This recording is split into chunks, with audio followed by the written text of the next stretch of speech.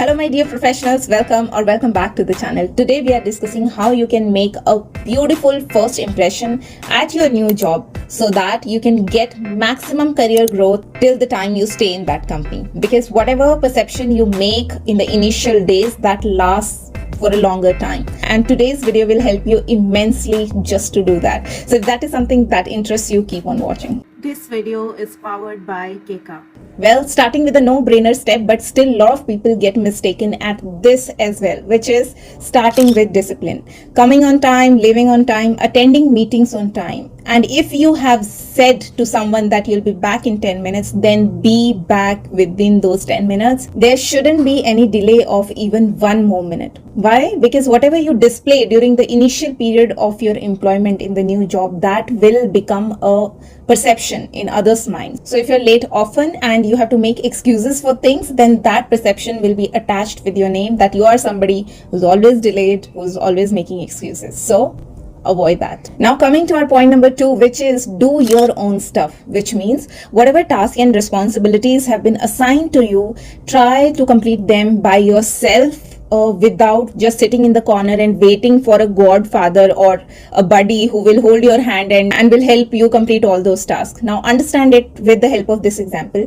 Whenever a new employee joins any company, he or she is handed over a new laptop, and most of the time that laptop has basic configurations, your email and your chat communication and few tools which are used by all the employees.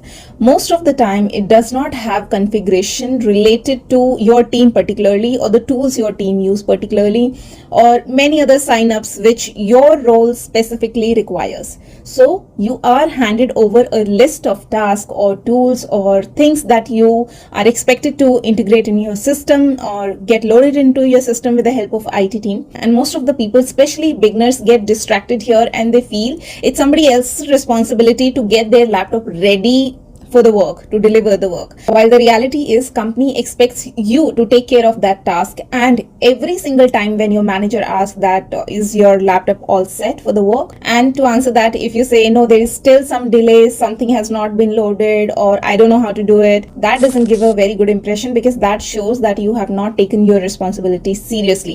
In case of beginners, freshers, recent graduates, I've seen what they do is they take advantage of this delay. They feel like if the laptop is not ready or is not working or is there some error, they try to take it as an excuse for not working. They feel happy, they chill out, and whenever somebody asks them about that laptop thing, they'll be like, oh, it's still not done, IT team has not done it. So please remember, if it is delayed beyond a certain point, it's a negative on you. Your manager or people around you will assume that you are not very resourceful and you are someone who doesn't know how to get things done. So make sure that you do not fall into this trap and you take your responsibility very seriously. Now the next point on the list is do not play your I am the new card for little too long. Now what does it mean? It means that whenever somebody approaches you for anything, it can be related to work or process, whenever somebody is trying to ask you anything, your favorite response is, oh, I'm sorry, I don't know, I'm new. Oh, I'm sorry, I cannot take this task because I'm new. Or I'm sorry, I cannot go there, I'm new. So if you're doing this beyond 1 month of your joining, then it is the biggest mistake of your career. Why? Because then people around you, especially your manager, will assume that you're very slow. And what kind of projects are assigned to slow people? Projects which are of very minimal to no value, which do not have any market value, where there is very little learning, where there is no scope of growth, very mundane and copy paste kind of project. And once you are assigned that kind of project, even if you perform well in that, people will think that it was an easy project. So if you have performed really well, it's not a big deal.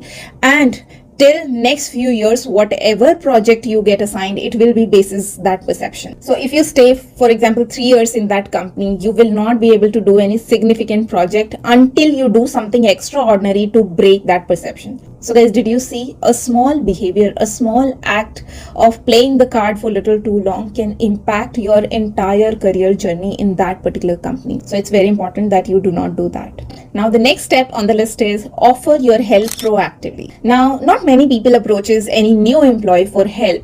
But if you see someone in your team struggling for anything, or you see anybody else, any peer who is stuck in some work, then make sure that you offer your help proactively. Even before they ask for the help, you offer to help. If you're able to solve their problem or not, that's a different thing. That's not the topic of the discussion, and it doesn't even matter. What you have to show is that you're willing to help, even if you do not know the entire process, but you are there to help. You are there to extend that helping hand. You are collaborative. So this paint a very good picture in the mind of your peers, in the mind of your manager, and they will think that you have leading capabilities and you will be assigned good tasks, great projects basis that perception. Now the next step on the list is do not cling to your manager, do make a rapport with your team members. Now it happens a lot of time that when a new employee joins, obviously that person doesn't know anybody. So what they start doing is they start spending a little too much time with the manager on the name of knowledge transfer or getting to know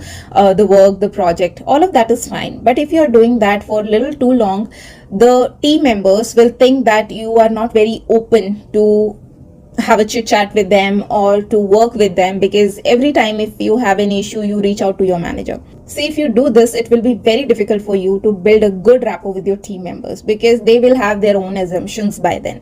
And the important point to note is that your success in the company, your work-life balance in the company, and your overall experience inside the company will depend on how your rapport is with your team members. Because your manager will not help you to work out that project, to give you that step-by-step knowledge transfer. Your team will help. Your manager will just give the instructions on what needs to be done, but how it needs to be done, that is something your team members will let you know. So make sure that you build a great rapport with your team members and you do not cling on to your manager for too long and for everything. That's very annoying. You might realize this or not, but start working on building that team rapport as soon as you join. Now the next on the list is build cross team rapport. What does it mean? It means that you should start building rapport with other teams as well. When you're a new employee, you get to interact with a lot of teams in the process of your joining and your induction. You'll speak to HR team, you'll get introduced to IT team, you might have some work with the project team for whatever reason. So you speak to a lot of teams around that time.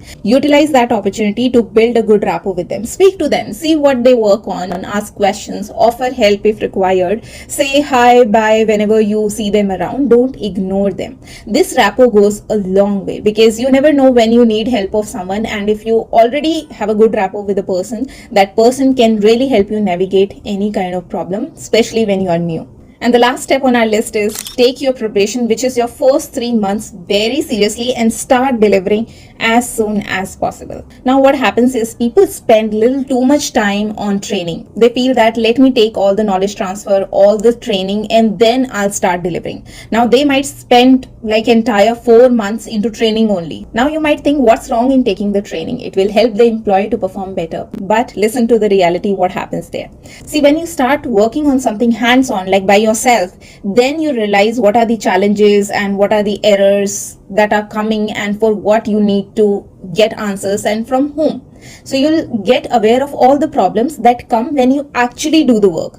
In that training, you will not realize all these problems that might come up when you start working. Now when you actually start delivering after 4 months of training and you sit there and you feel like, oh my god, I don't know what to do, I never thought about this error, I think I've done something wrong. And after 4 months of training, when you ask those questions to the person who has given you the training for 4 entire months, believe me, they are not going to give a good feedback about you. That is one thing. And the second thing is your manager and the management will see that you were not billable or you were not useful for full 4 months. So that's not a good feedback. Believe me, as a HR, when I say this, that is the case. So now what you have to do? You have to make sure that you do not spend much time on training. You take the training. I'm not saying you do not take the training. Take the enough training where you feel you have understood enough the overview and what needs to be done, and then start doing the work hands-on by yourself. Even if the person giving you the training says it's okay, you can take 1 or more days for the training, say no, I want to try hands-on myself. Only then I'll be able to see what are the problems coming in, and then I can ask you the questions. This is the best way.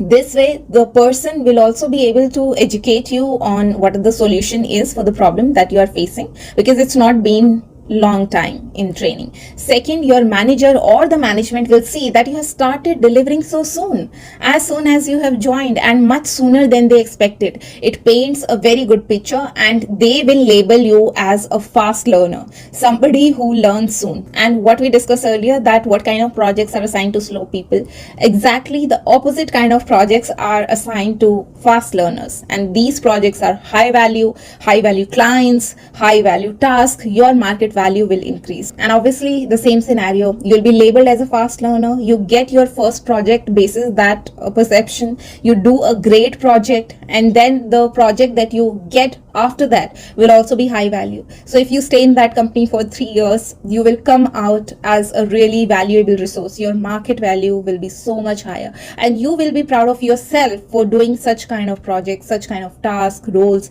where you have actually learned something. You will feel that you have got that growth that you desired. So it's very important to start delivering sooner than the company expect to make a good impression. So guys, these were few points in which you can build a very good first impression that will last for longer and that will offer you a great career growth.